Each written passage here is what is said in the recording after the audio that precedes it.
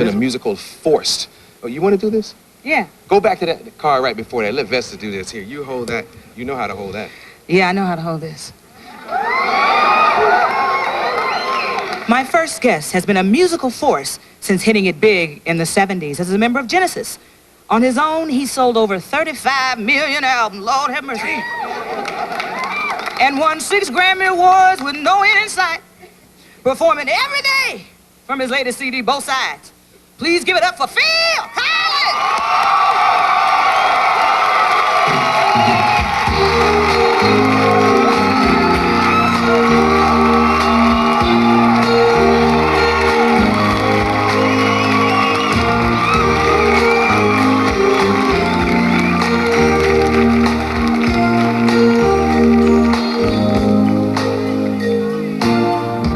I got lost, couldn't find my way, and I guess there's nothing more to say. Love can make you blind, make you act so strange, but I'm here, and here I will stay. So every day I cry, every day, yes, every day I fall, every day. Wonder why every day, why I love everything about you, but every day I say I'll try to make my heart be still. Till then every way there is to cry ourselves to sleep, we will. Knock me on my feet, I got no way to explain. Still I love you, love you, love, but this fire inside will never see the light of day. So every day goes by, every day, yes, every day I fall, every day. It makes me wonder why every day my life's worth nothing without you. But every day I say I'll try to make my heart be still. Till then every way there is to cry ourselves to sleep, we will. You'll never know, no, no, no, no, no. You'll never know just how close we were. You'll never know, no, no, no, no, no. You'll never know, no, you'll never see.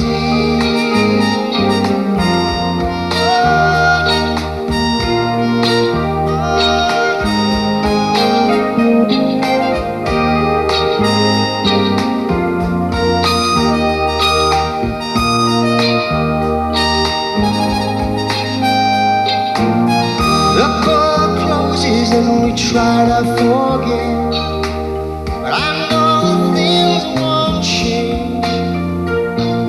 How we feel, how life goes on, and it seems so strange.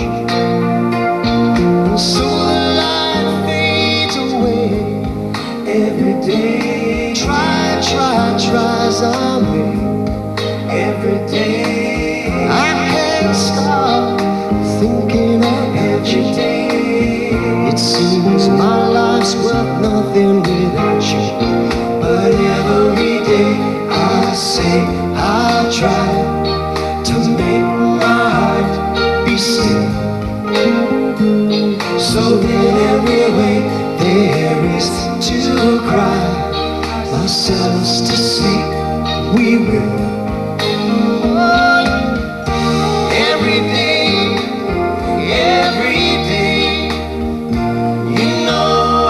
Try so hard, yeah, every day, it gets a little harder.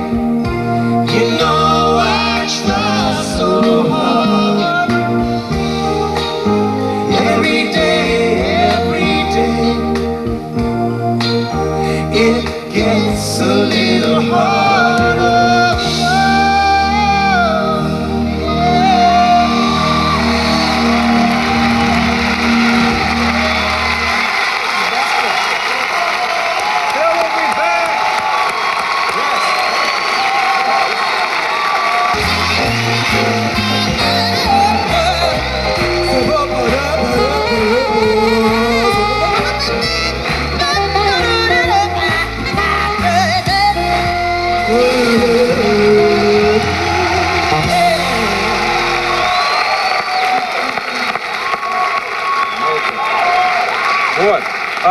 One more time for Mr. Collins. That was nice stuff, man.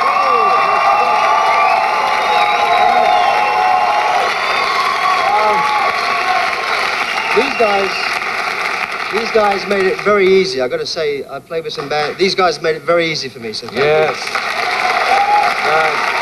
Also, these guys, I got to give him props. These guys were accompanied by Greg Fillinganes, who is one of the best in the business, and you've worked with him. And one of the before. shortest as well. Oh, Greg, he's... Uh-oh. Oh, he'll never talk to He's me again. upstairs. Yeah. He won't hear it. I love him. He's good. Didn't you record most of the stuff from this CD at your house?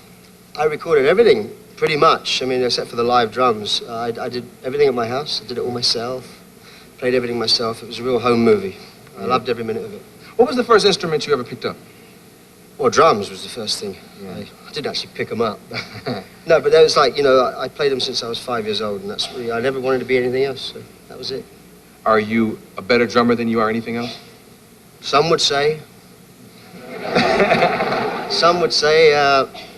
I think now I used to say I'm a singer that drums, a drummer that sings. Sorry, but now I think I'm much more of a singer that drums. You know, I don't play so much on tour anymore. I play on all the records, obviously, and given the opportunity, I would go out with Eric Clapton and play drums, or anybody that asks me if I really respect them and love the music.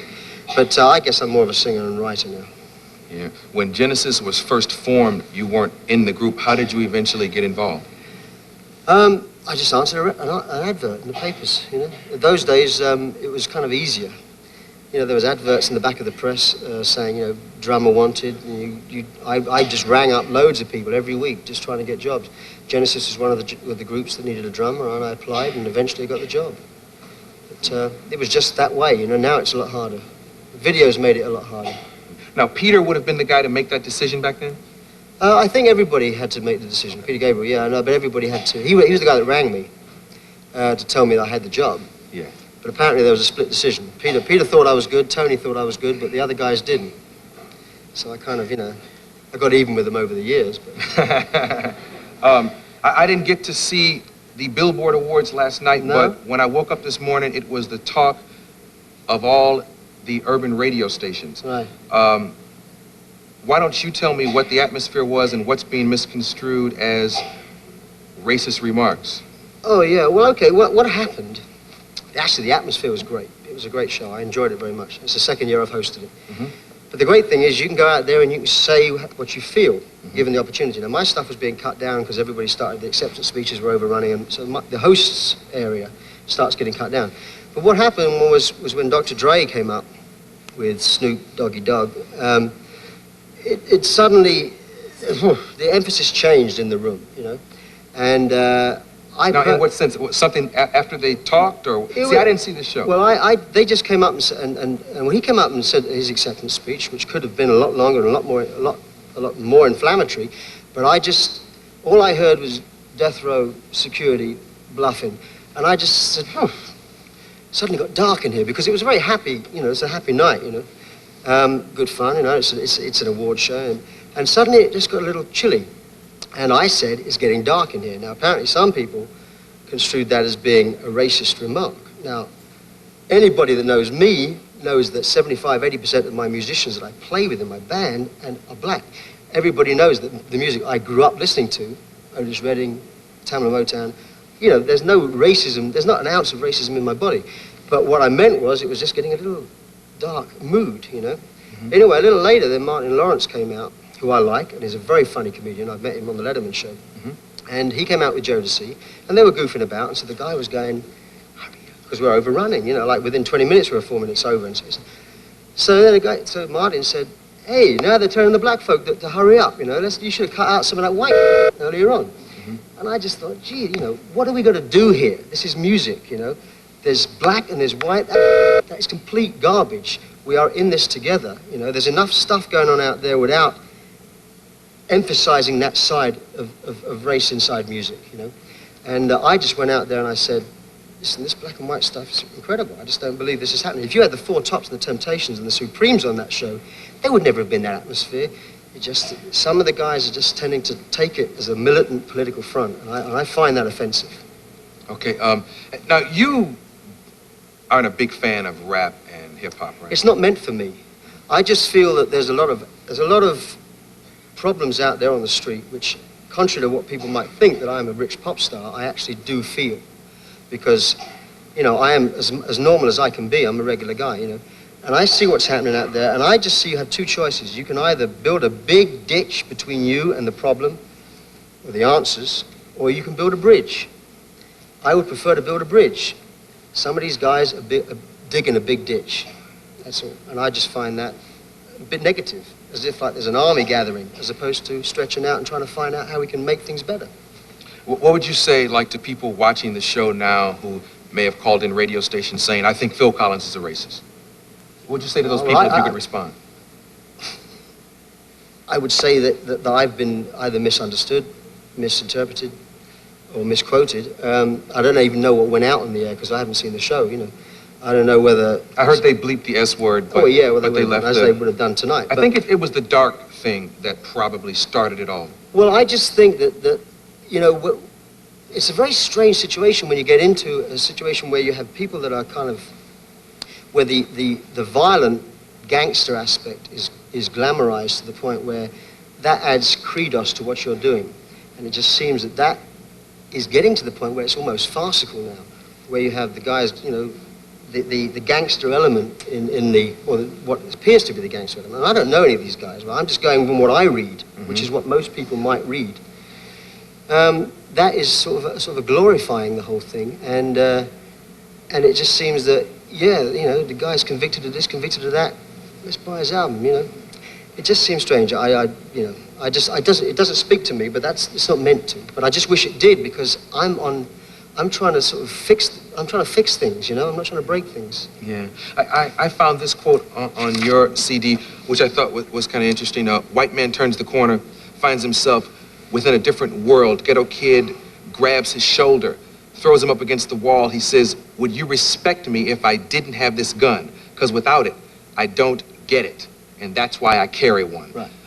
What did you want to teach your listening audience with that? Well, this is a scene, this verse that I wrote is actually based on a scene from Grand Canyon, where you have a situation where an affluent businessman takes the wrong turn off a freeway, and he finds himself in a world that he didn't really know existed.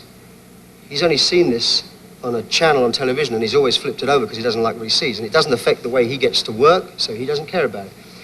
And suddenly you get a guy who who picks on him and says, hey, you know, come on, you know. And this, what I was trying to get over with the verse was that it's now got to the point where on the street, there's a lot of kids that are carrying guns, not because they want to. There's always going to be an element of the villains out there that want to, but there's a large percentage of kids that are carrying guns that are actually, that's their American Express gold card, man. This is what buys me the respect, you know. Now, we should be trying to understand what makes them feel that way, and therefore come back and redress the balance from this side, you know, just try and make their life in such a way that they don't have to deal with that, they don't have to resort to that. Yeah.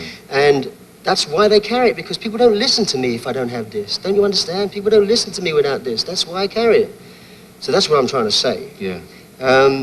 Of course, there are the small minority of guys out there that would do it because that's what they want to do. They're troublemakers, you know. But basically, I think a lot of kids are doing it with peer pressure, and you know, I just think that we should try and pull back and try and redress the balance from where we are, rather than just go out and get more guns. You know, like what I feel Dr. Dre and guys are saying is, let's go out there and fix this our way. I don't believe that is an answer. I believe that we should try and build the bridge rather than dig the ditch. Very quickly before we go, the Axl Rose controversy with the Manson song. Yeah. Do you think music is out of control and needs censorship? What do you think about that specific situation?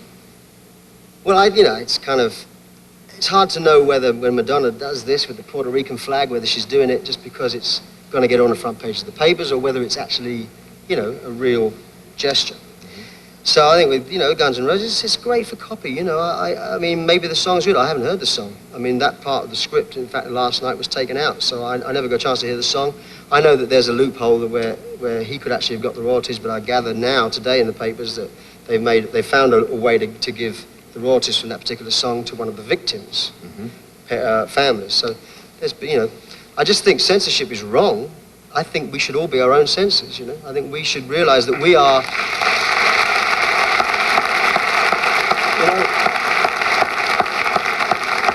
you know, we are part of the society that we live in. I mean, we tend to think of it being, we do what we do, you know, I get to work and I get back and this life hasn't touched me. Society is that thing out there.